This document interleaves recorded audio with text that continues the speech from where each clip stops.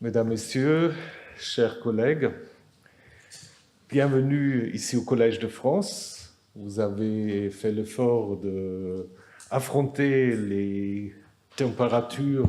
Je ne sais pas si à Marie il faisait aussi chaud aussi à l'époque.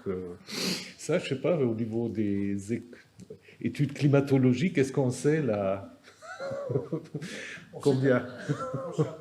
On sait à peu près. Bon, bah alors peut-être vous allez l'apprendre. Moi, je reviens à mon texte parce qu'autrement, on n'en finira pas. Voilà, donc c'est avec beaucoup de plaisir que je vous souhaite la bienvenue au colloque consacré au terme pouvoir et culture écrite en Haute-Mésopotamie. Vous avez l'intitulé ici, au XVIIIe siècle avant notre ère. Donc organisé par le professeur Dominique Charpin et toute son équipe. Et depuis plusieurs années, les travaux de Dominique et tous ceux qui travaillent avec lui sont évidemment oubliés. Jean-Marie Durand qui ne peut pas être présent, ce qui est regrettable. Donc tous ces travaux ont profondément renouvelé notre compréhension du Proche-Orient ancien et contribué à faire des archives mésopotamiennes l'un des laboratoires les plus féconds pour l'étude des sociétés antiques. Donc, ce colloque porte donc le même nom que le programme que Dominique dirige, avec un financement de l'Agence nationale de recherche depuis le 1er octobre 2022. Et cette rencontre, aujourd'hui et demain, va permettre de présenter les résultats des nombreuses recherches entreprises dans ce cadre, avec l'aide de nombreux spécialistes que je salue, qui sont venus, certains sont venus de loin, et qui ont accepté d'intervenir dans ce colloque. Je voudrais également remercier l'ensemble des personnes du Collège de France et de l'équipe de Dominique qui ont contribué à l'organisation de cette rencontre. Alors c'est un colloque qui invite à réfléchir sur l'une des périodes les mieux documentées et le plus fascinantes de l'histoire du Proche-Orient ancien, le XVIIIe siècle avant notre ère, époque des grands royaumes amorites, et notamment le royaume de Marie. Il s'agit d'un moment historique décisif, marqué par de profondes récompositions politiques, par l'affirmation de nouveaux pouvoirs et le développement de réseaux diplomatiques qui reliaient entre eux les principaux centres du croissant fertile. Et cette période présente une caractéristique exceptionnelle pour l'historien, et qui rend le bibliste que je suis très jaloux. Elle est connue par une documentation et une richesse sans équivalent. Les milliers de tablettes cunéiformes découvertes permettent de comprendre avec une précision remarquable le fonctionnement quotidien d'un État, les mécanismes du pouvoir, la circulation de l'information et les pratiques de gouvernement. Les archives de Marie occupent en effet une place tout à fait particulière, mise au jour à partir, alors je ne sais pas, 33 ou 34 ? Les textes, c'est 34. 34 pour les textes. Alors, le site a commencé à être fouillé 33, et les textes, donc 34. Elles constituent le plus extraordinaire ensemble documentaire de tout le Proche-Orient ancien. Grâce à elles, nous pouvons suivre les activités des souverains, presque jour au jour, lire leurs correspondances, observer leurs relations diplomatiques, leurs préoccupations militaires, leurs décisions administratives, et même certaines de leurs l'inquiétude personnelle, voire amoureuse. Peu d'autres civilisations antiques nous permettent une telle proximité avec les acteurs de l'histoire. À travers de ces milliers de lettres, des rapports, des comptes et des documents administratifs, ce sont des individus de chair et de sang qui réapparaissent devant nous, les rois, les reines, les gouverneurs, les scribes, les devins, les prophètes, les marchands, les diplomates, les messagers, etc. Permettez-moi de vous rappeler aussi que, voilà, je parle comme bibliste, que les archives de Marie ont exercé une influence considérable sur les recherches bibliques. Dès leur publication, elles ont attiré l'attention des historiens de la Bible en raison de nombreuses analogies que révélaient avec le monde social et politique du Levant au début du deuxième millénaire avant notre ère.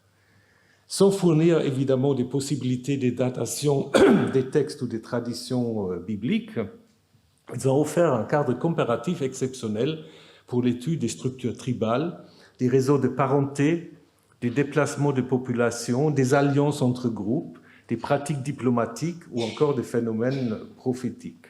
Je crois Jack Sassoon va parler de manière plus détaillée sur ces questions. Ils ont ainsi contribué à replacer les traditions bibliques dans leur contexte proche-oriental et rappeler combien l'histoire d'Israël de Juda ne peut être comprise indépendamment de celle des grandes civilisations qui l'entouraient. Le thème de ces colloques intéresse aussi le bibliste, mais au-delà tout historien de l'Antiquité, puisqu'il nous conduit à examiner l'un des aspects les plus fascinants de cette documentation, les relations entre pouvoir et culture écrite. Nous savons que la Mésopotamie est l'un des berceaux de l'écriture. Pourtant, l'écriture n'était pas seulement un moyen d'enregistrer les informations. Elle constituait aussi un instrument fondamental de l'exercice du pouvoir, de la transmission du savoir, des lois, des traditions religieuses. Gouverner un royaume suppose de collecter des informations, de transmettre des ordres, de gérer des ressources, de contrôler des territoires, parfois éloignés, et de conserver la mémoire des décisions prises. L'écriture rendait possible chacune de ces opérations. Les lettres permettaient au souverain de faire sentir sa présence bien au-delà de sa résidence. Les archives assuraient la continuité de l'administration. Les listes, les inventaires et les comptes facilitaient la gestion des biens et des personnes. Les traités et la correspondance diplomatique contribuaient à structurer les relations entre différents États. L'écrit était donc bien davantage qu'un simple reflet du pouvoir. Il participait activement à sa construction et à son fonctionnement. Mais une réflexion sur la culture écrite au XVIIIe siècle avant notre ère ne saurait se limiter à l'étude des tablettes elles-mêmes. Les archives de Marie nous invitent également à dépasser peut-être une opposition trop simple entre oralité et écriture. Nous avons parfois tendance, en tant qu'historiens, philologues, à privilégier les documents écrits parce qu'ils constituent l'essentiel de nos sources.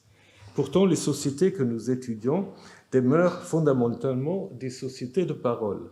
Les lettres conservées dans leurs archives étaient souvent transportées par des messagers chargés de compléter leur contenu par des explications orales. Les négociations diplomatiques, les audiences royales, les consultations, les enquêtes et les délibérations se déroulaient avant tout dans l'échange verbal. Même chose pour les prophètes. Les proclamations publiques, les sermons, les témoignages et bien des pratiques religieuses relevaient également de cette performance orale.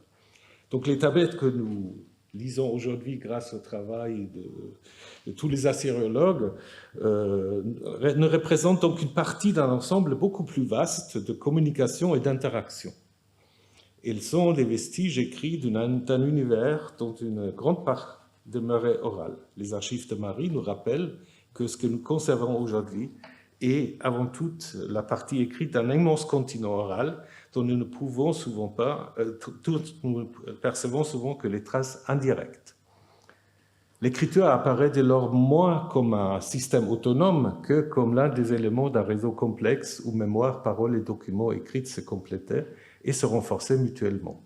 Comprendre donc le rapport entre pouvoir et culture écrite suppose aussi de comprendre les multiples façons dont l'écrit et l'oral s'articulaient dans la société, dans les domaines du politique, de l'économique, du religieux. Cette perspective conduit également à nous interroger sur ceux qui maîtrisaient l'écriture. La culture écrite ne se résume pas à un ensemble de textes. Elle implique des acteurs, du savoir-faire et des institutions. Les scribes occupaient à cet égard une position existentielle et plusieurs communications sont consacrées à cette question. Dépositaires des compétences, spécialistes acquises au terme d'une formation, d'une longue formation, souvent ils étaient à la fois administrateurs, secrétaires, archivistes et aussi savants. Ils rédigeaient des lettres et conservaient les documents, transmettaient les informations, contribuaient à la circulation des savoirs. À travers eux se nouait donc un lien étroit entre la maîtrise de l'écrit et l'exercice de l'autorité.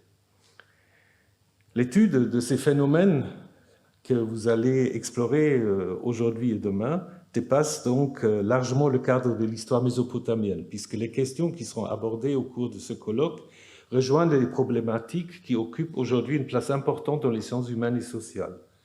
Comment le pouvoir produit et organise l'information? Comment les institutions administratives se construisent-elles? Quel rôle jouent les archives dans la formation des États? Comment les savoirs spécialisés participent à la légitimation de l'autorité. Donc, les nombreuses communications qui vont se succéder au cours de ces journées permettront d'explorer ce thème sous des angles multiples. Les communications aborderont les pratiques administratives, les réseaux de correspondance, les institutions scribales, les mécanismes de décision, les formes de légitimation du pouvoir, les usages de l'écrit, les interactions complexes entre documents, savoirs et gouvernement. Cette diversité des approches reflète la richesse même du sujet. Elle témoigne également du dynamisme des recherches actuellement en assyriologie, discipline dont la première chaire en France fut créée ici au Collège de France et qui est un domaine qui continue de se renouveler grâce à l'exploitation des nouvelles sources, à l'affinement des méthodes d'analyse et au dialogue constant entre les disciplines. Voilà, donc ce colloque va s'inscrire dans cette dynamique. Il offre l'occasion de faire dialoguer des spécialistes de différents horizons autour des questions qui touchent à la fois à l'histoire politique, sociale, culturelle et intellectuelle des sociétés mésopotamiennes. Donc, je forme le vœu que ces journées soient l'occasion des échanges fructueux, de discussions stimulantes, des nouvelles collaborations scientifiques. Merci encore une fois d'être là. On se réjouit de votre participation active et je vous remercie de votre présence et votre participation. Et je donne la parole à Dominique Charpin.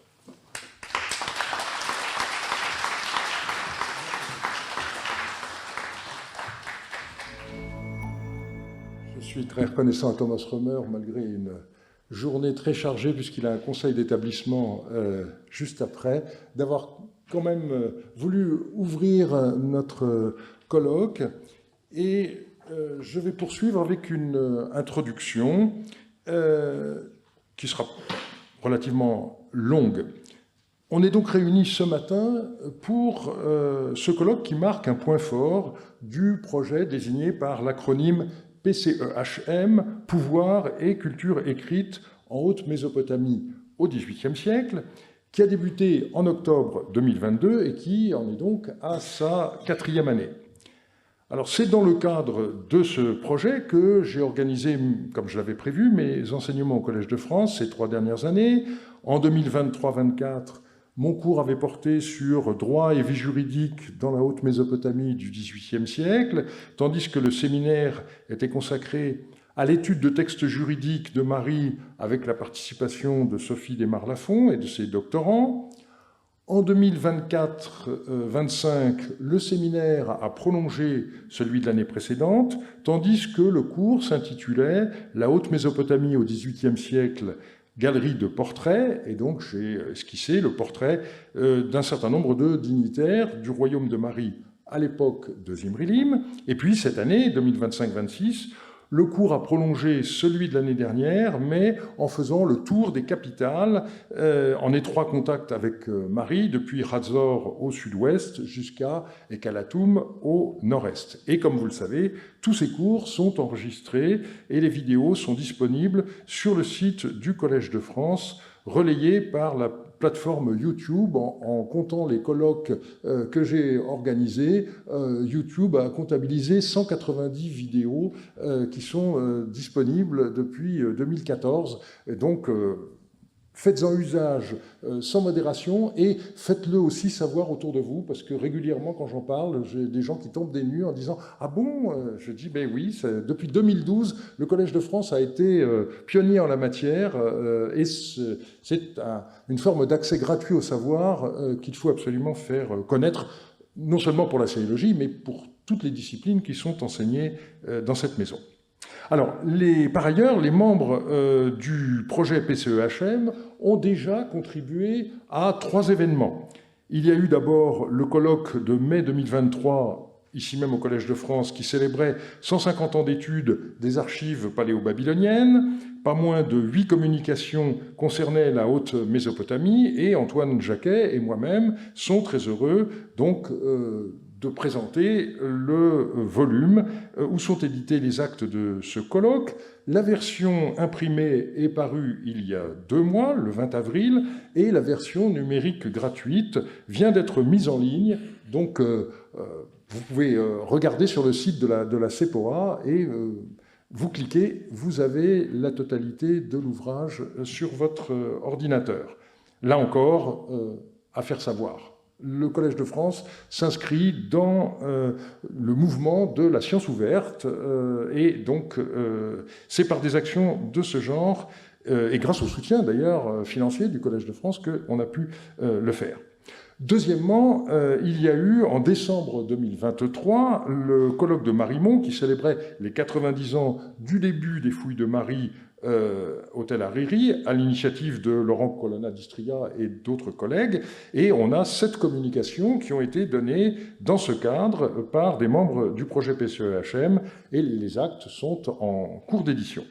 Et puis, troisièmement, en juillet 2025, lors de la 70e rencontre assyriologique internationale, 2 membres du projet PCE-HM, Vérène Chalandard et Francesca Nebbiolo, ont organisé une table ronde sur la Haute-Mésopotamie, dont les actes sont également en préparation.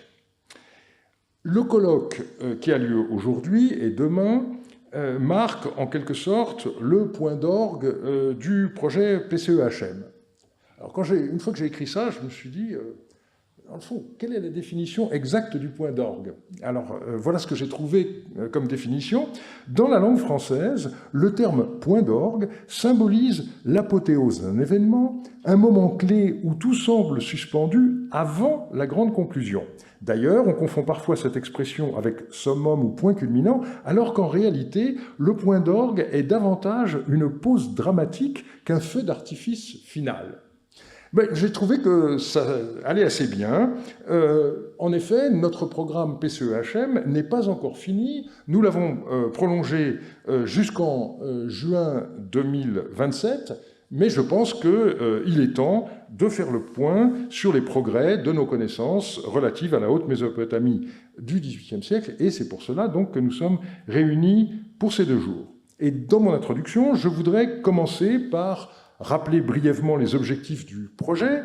J'indiquerai ensuite un certain nombre de réalisations déjà acquises, et je finirai par esquisser quelques perspectives pour la fin du projet.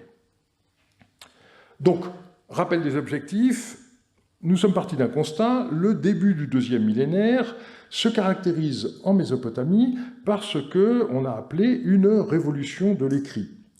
Celle-ci s'est d'abord opérée dans le centre et le sud de l'Irak actuel, et c'est seulement à la fin du XIXe siècle qu'on voit les nouvelles pratiques s'étendre en Irak du Nord et en Syrie orientale, donc en Haute-Mésopotamie. Et les questions auxquelles le projet PCE-HM souhaite répondre sont les suivantes. Dans quelle mesure la volonté politique est-elle à l'origine de cette révolution de l'écrit? Inversement, dans quelle mesure ces innovations d'ordre culturel ont-elles modifié les conditions d'exercice du pouvoir? Enfin, en quoi la documentation de la Haute-Mésopotamie diffère-t-elle de ce qui est connu pour le sud de l'Irak actuel, et pourquoi? Jusqu'à la fin du XIXe siècle, le niveau de formation des scribes en Haute-Mésopotamie était demeuré assez rudimentaire, comme l'ont montré les tablettes cunéiformes de ce qu'on a appelé l'époque des Chakanakou, découvertes sur le Moyen Euphrate à Mari, mais aussi à Terka et à Toutoul. Et les rares lettres de cette époque sont d'une rédaction extrêmement elliptique qui ne facilite pas leur interprétation. Et c'est vers 1810 à peu près que de nouvelles normes s'imposèrent. On peut le constater presque en direct par la comparaison de 2 versions du même texte administratif à Mari, écrit selon l'ancienne et la nouvelle façon. On a parlé à ce propos de babylonisation, mais le terme est trompeur, car il pourrait laisser penser que Babylone a joué un rôle dans ce processus. Or, il semble que cette transformation se soit opérée en réalité sous l'influence politique d'Eshnouna, une grande puissance du moment, et la publication par Grégoire Nicolet des textes scolaires découverts en 2000 au chantier K de Mari devrait permettre d'y voir plus clair. Dès lors, les méthodes de gestion de l'administration palatiale devinrent de plus en plus sophistiquées. Le pouvoir eut également recours à l'écrit pour transmettre des ordres et les faire circuler. Les messagers étaient désormais pratiquement tous porteurs de tablettes et la lettre devint incontournable, même entre chefs nomades ou petits roitelets des montagnes du Zagros.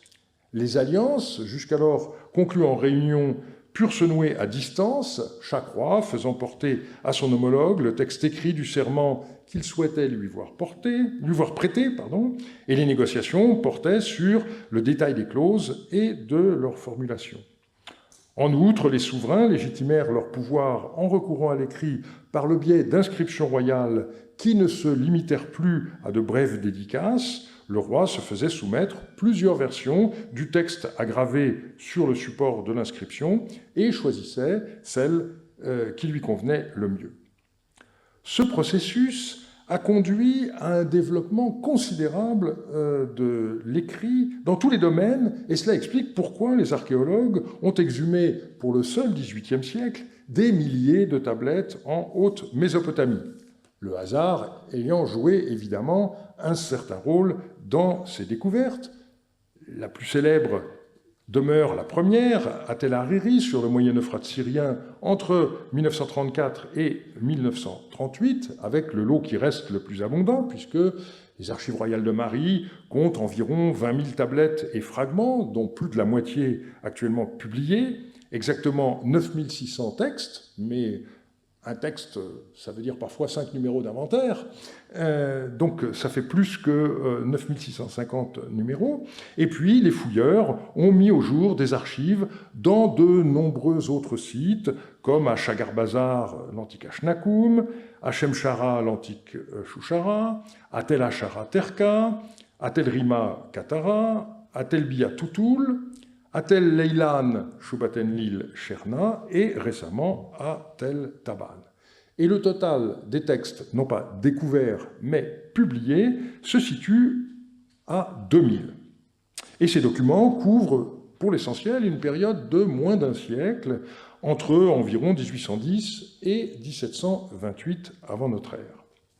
Alors, un avantage considérable propre à cette région, c'est le fait que la quasi-totalité des écrits provient de fouilles régulières et relativement récentes. À cet égard, la situation est bien meilleure que pour la Mésopotamie centrale ou méridionale, où plus de la moitié des textes sont issus de fouilles anciennes mal documentées ou de fouilles irrégulières.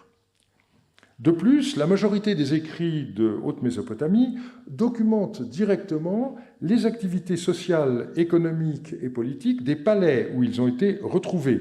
Et cela contraste avec la Mésopotamie centrale et méridionale, où les archéologues n'ont découvert jusqu'à présent que très rarement des archives liées directement à l'autorité politique, et les tablettes provenant essentiellement des maisons de particuliers ou encore de temples.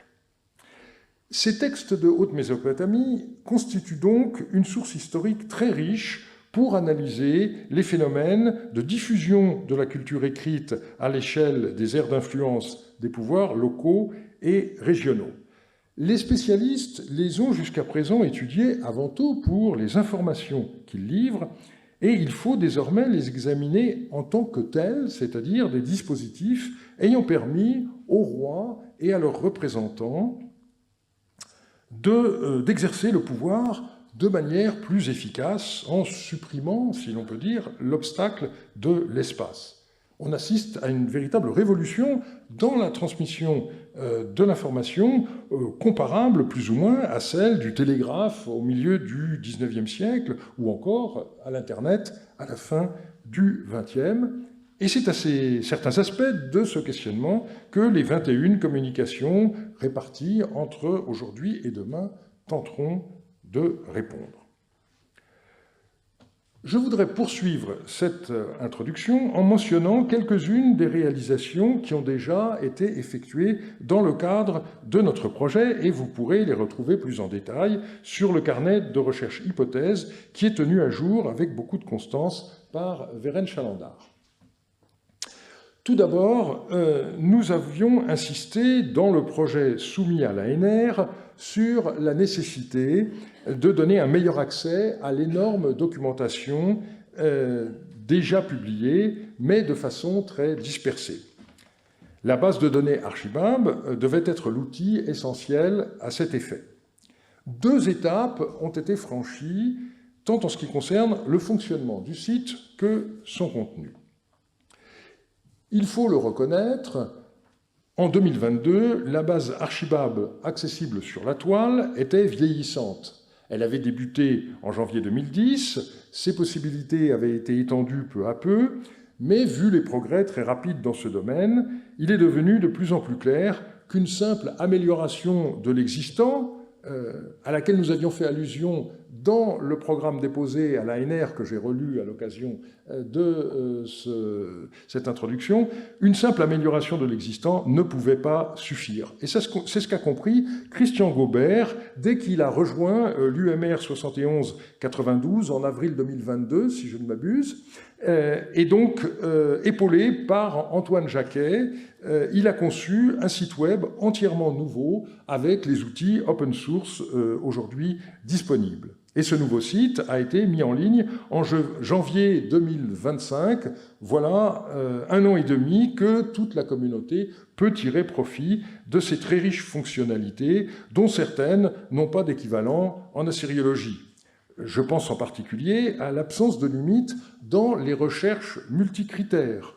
Vous avez à l'écran une combinaison qui permet d'obtenir tous les passages des lettres de Marie où le devin Ascudum se livre à la recherche de présages. Et j'aurais pu multiplier les exemples de ce genre. Je pense aussi aux liens qui existent dans les deux sens entre la bibliographie et les textes. On bascule d'un simple clic de l'un à l'autre et c'est extrêmement commode. Et puis je songe aussi à la cartographie extraordinaire qui a été installée. Et je dois ici souligner l'un des points forts d'Archibab, le fait que la base sert de dépositaire pour d'autres projets financés antérieurement ou à côté, dont elle contribue à valoriser les résultats. En ce qui concerne la géographie historique de la Haute-Mésopotamie, il s'agit de IGOMES suivi de Textelsem. Pour la lexicographie du projet Laying the Groundwork for a Corpus-Based Dictionary of Old Babylonian, et d'autres projets vont prendre le relais. La deuxième bonne nouvelle, qui remonte à quelques jours, et qui mérite d'être soulignée aujourd'hui, c'est le fait que désormais, le catalogue des textes dans la base Archibab est complet. Donc, quelques 36 000 textes d'archives paléo-babyloniens qui ont été jusqu'à présent intégralement publiés, sans compter des centaines de textes partiellement cités, eh bien, chacun de ces textes possède désormais une notice dans la base de données. Chaque notice comporte au moins l'indication bibliographique de la première publication, mais aussi, le plus souvent, la cote de musée, un résumé, la date si elle existe, le lieu de découverte, au moins dans le cas de fouilles régulières, et le lien vers copie ou photo lorsqu'elle est disponible. Nous allons continuer, bien sûr, à augmenter les métadonnées, et le but ultime, c'est que tous les textes soient disponibles avec une bibliographie aussi complète que possible, et pourvus d'une édition électronique lématisée. C'est déjà le cas de plus de 50% du corpus, et notamment de la totalité des quelques 8000 lettres paléo-babyloniennes. En ce qui concerne la Haute-Mésopotamie, qui constitue environ le tiers de cet ensemble, il faut souligner que désormais, la quasi-totalité des 9650 textes de Marie intégralement publiés sont présents dans la base avec au moins une transcription. Presque toutes les 3120 lettres découvertes à Marie et actuellement publiées sont accessibles en transcription lématisée, traduction et notes, le tout accompagné de copies et ou de photos. Les rares lacunes qui subsistent sont des corpus en cours de réédition, comme ARM 4 par Nele Ziegler, ARM 8 par moi-même ou ARM 19 par Jean-Marie Durand. Pendant les 44 mois écoulés depuis le début du projet, les textes de volume entier ont été traités, d'abord des parutions récentes, les volumes de lettres de ARM 34 et ARM 35 dus à Jean-Marie Durand, pour lesquels on a donné, outre l'édition électronique, les photos inédites, Le projet a également permis de traiter rétrospectivement beaucoup d'anciens volumes de textes administratifs qui avaient jusqu'à présent été laissés de côté, faute de temps et de moyens, ARM 11, ARM 12, et 2 volumes où on a affaire à de véritables rééditions grâce aux collations et aux joints effectués par Jean-Marie Durand, ARM 25 depuis un certain temps et ARM 22 tout récemment, pour lesquels on a également donné des photos de la plupart des tablettes qui étaient encore restées dans nos archives et qui désormais sont à la disposition de tous. Voilà un exemple d'un joint interne entre les numéros 105 et 107. Vous avez une réédition du texte reconstitué et vous avez également la photographie. Et nous sommes en train de terminer les volumes ARM 7, 9, 24, ainsi que FM 10. Donc, les quelques centaines de textes qui restent à entrer et ou à lématiser devraient pouvoir être assez vite achevés, et il faut ajouter la réédition des textes de Chagar-Bazar découverts par Malowan avant la guerre. La base Archibab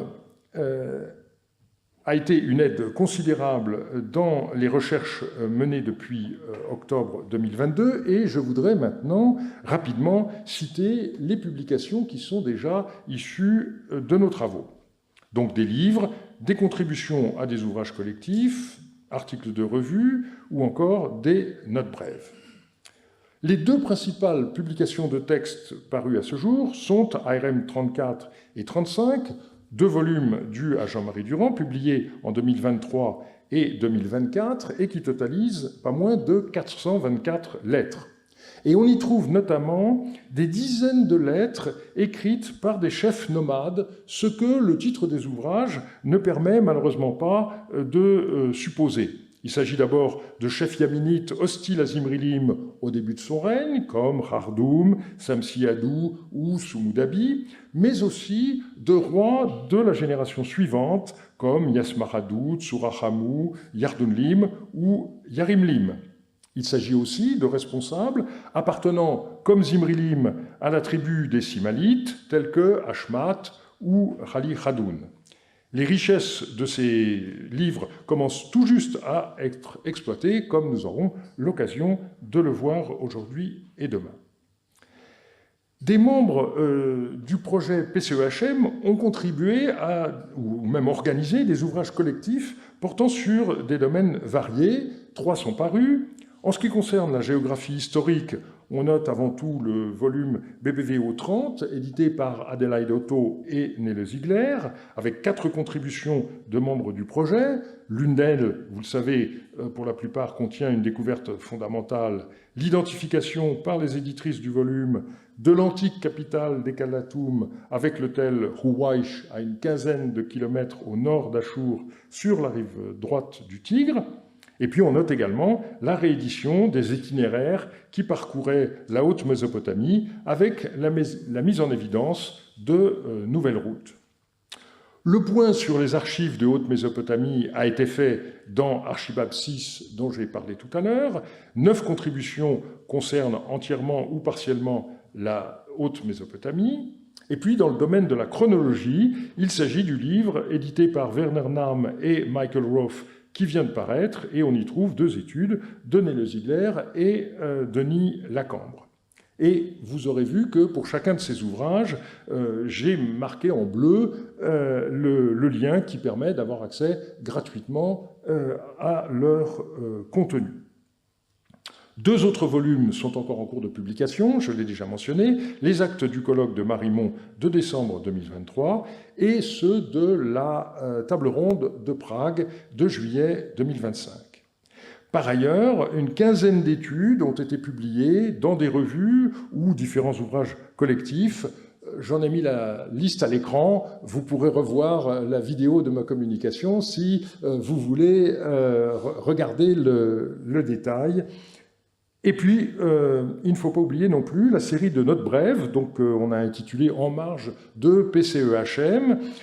Donc j'ai lancé le mouvement, mais ensuite j'ai été rejoint par un certain nombre d'autres auteurs et qui portent sur des sujets très variés, des découvertes ponctuelles qui ne méritent pas d'être délayées dans un article de 10 pages, mais qui parfois n'en sont pas moins importantes.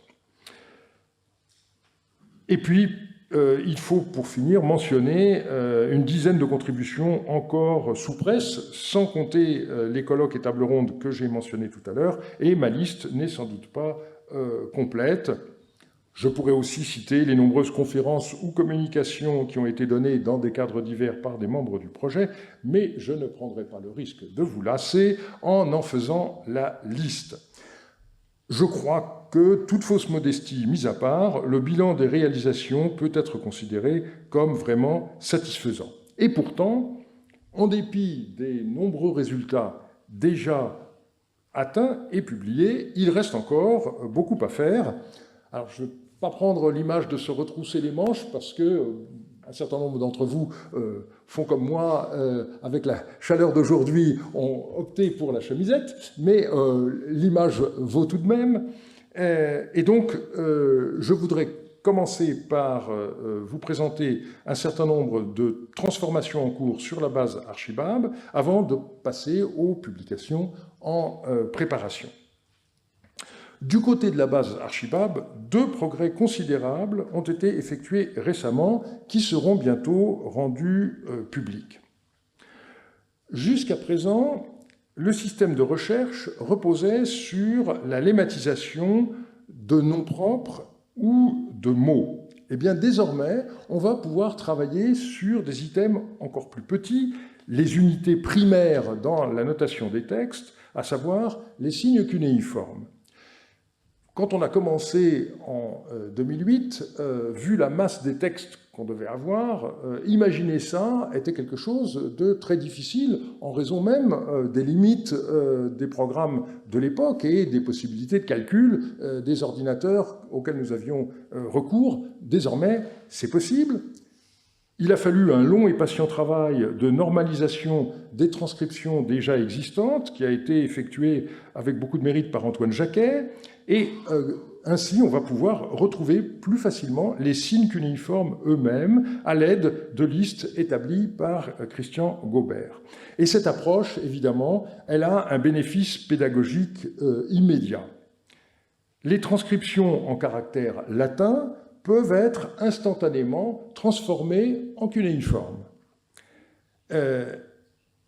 Et cette transformation tient compte de la lemmatisation, donc avec le système de codage en couleurs que nous avons adopté, le vert pour tout ce qui a trait au paysage et à la toponymie, le bleu pour les divinités, qui sont pour la plupart dans le ciel, et puis pour les personnes, le rouge, parce qu'il fallait bien avoir une couleur primaire encore utilisée. Et donc, ça aide évidemment les débutants pour apprendre, et pour l'instant, vous avez le choix entre 3 fontes différentes, celle d'Unicode, celle dite Santaku due à Sylvie Van Severen, et celle développée à l'Université libre de Berlin par Corwin Ziegeler, et nous allons prochainement développer une fonte qui sera plus proche de la graphie courante de Marie, pour permettre, là encore, aux apprentis à se perfectionner. Deuxième progrès lié au précédent, la possibilité d'annoter les images, aussi bien photos que copies. Le système est déjà opérationnel sur Archibab grâce au travail de Christian Gaubert et de Gaëtan Drouet. On ne l'a pas encore annoncé parce que le nombre de tablettes ainsi traitées est encore limité, malgré les efforts de plusieurs étudiants stagiaires, et rassurez-vous, ce sont des stages rémunérés dans le cadre du programme Europe de PSL, et ici, il faut remercier la directrice de notre UMR, Nouria de Castilla, ainsi que Nele Ziegler et Christian Gaubert, qui encadrent les stagiaires avec le concours de Luba Ziltsova. Ça fonctionne de 2 manières.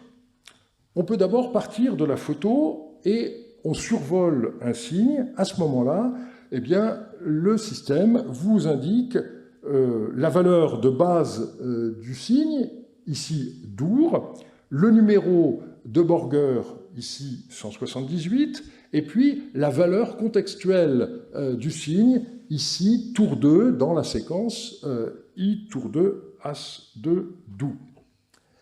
Mais ça fonctionne aussi dans l'autre sens, c'est-à-dire que le système vous permet de cliquer dans la transcription et à ce moment-là, il va encadrer automatiquement le passage en question et vous amener à l'endroit correspondant dans la photographie. Donc ici, j'avais cliqué, je n'ai pas voulu faire une démonstration en temps réel parce que c'est toujours un petit peu risqué, donc ce sont des images d'écran, mais croyez-moi, ça fonctionne vraiment de façon instantanée. Donc ici, j'avais cliqué sur la séquence Rumsan, et bien vous voyez que les signes correspondants sont encadrés, et cerise sur le gâteau, quand vous avez une séquence qui se trouve à cheval sur deux surfaces, ici la face de la tablette et la tranche, eh bien le système permet d'avoir les signes, vous les voyez deux fois, à la fois tels qu'ils sont sur la face et tels qu'ils sont sur le côté. Alors, vous savez que pour Marie, lorsqu'on a pris les photographies, les systèmes de laser 3D et autres lidar qui sont aujourd'hui disponibles n'existaient tout simplement pas, puisqu'on a dû rendre les tablettes au début des années 2000, mais je trouve que rien qu'un outil de ce genre, eh bien, c'est quelque chose de tout à fait important. Et en particulier, si vous voulez vérifier quelque chose sur une grande tablette, eh bien, ce système-là est extrêmement avantageux parce qu'il vous évite d'avoir à compter sur la photo, les colonnes, les signes. Vous irez directement contrôler le nom propre, par exemple, sur lequel vous avez un souci. C'est quelque chose qui va être extrêmement utile. Et donc, je pense qu'il n'y a pas besoin d'un long discours pour souligner l'intérêt de tous ces progrès, et en particulier le fait que la paléographie va pouvoir désormais reposer sur des bases solides et en ayant une bonne partie du processus qui sera automatisé. Les progrès viendront aussi de l'édition de textes supplémentaires. Donc, j'ai déjà rappelé que le corpus des textes de Marie actuellement publié approche des 10 000 textes, mais on est seulement aux 2/3 de l'effort total, et on a une dizaine de livres qui sont actuellement dans un état avancé de préparation. Si on prend la chronologie comme fil conducteur, on peut distinguer deux ensembles de textes antérieurs à la période classique de Yasmaradou Zimrilim. Les textes d'Ishak Anakou, Jean-Marie Durand, achèvent actuellement le volume Florilegium Marianum 13, où il réédite les textes de ARM 19 avec collation et joint, complétés par plusieurs centaines d'inédits. Il aurait dû nous présenter ce travail ce matin, mais sa santé l'a malheureusement conduit à y renoncer.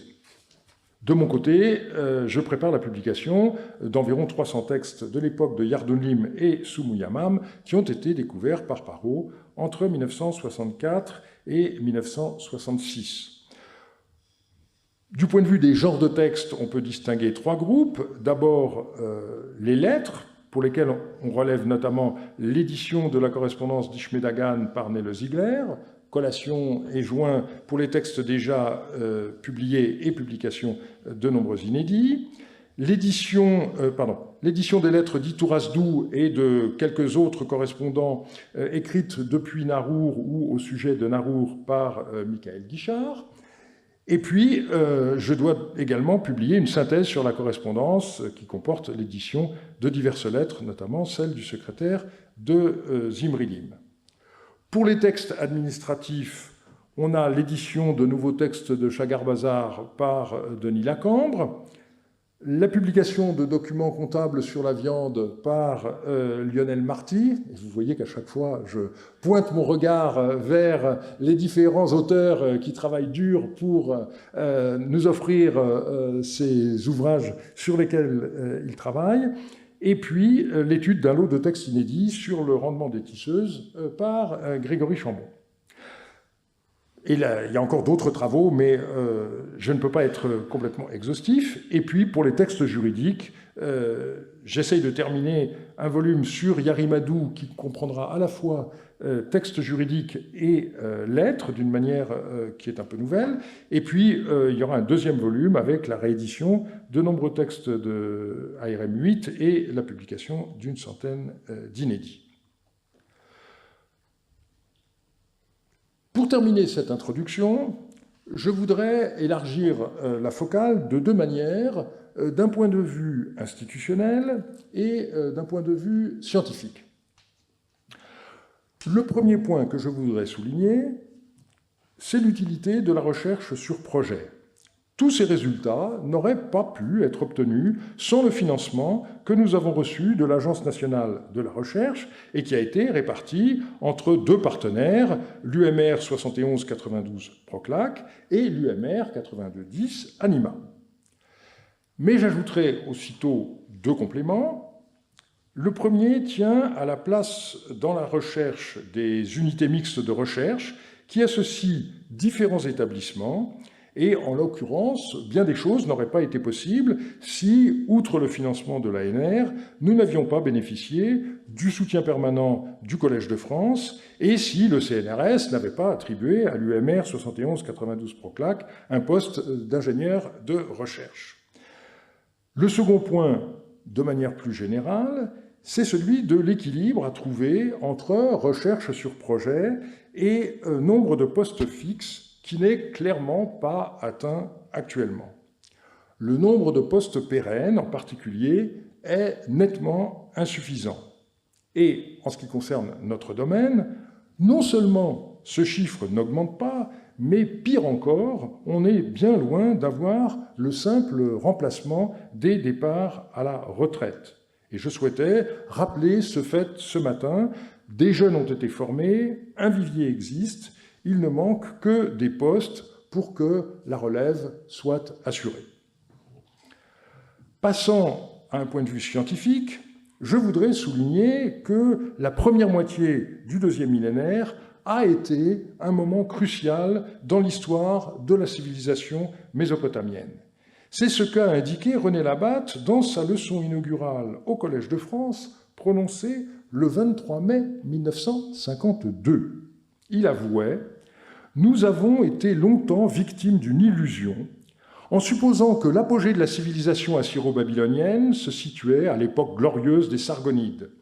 Les milliers de tablettes qu'Assurbanipal avait réunies dans sa bibliothèque nous avaient paru le signe d'une intense activité intellectuelle.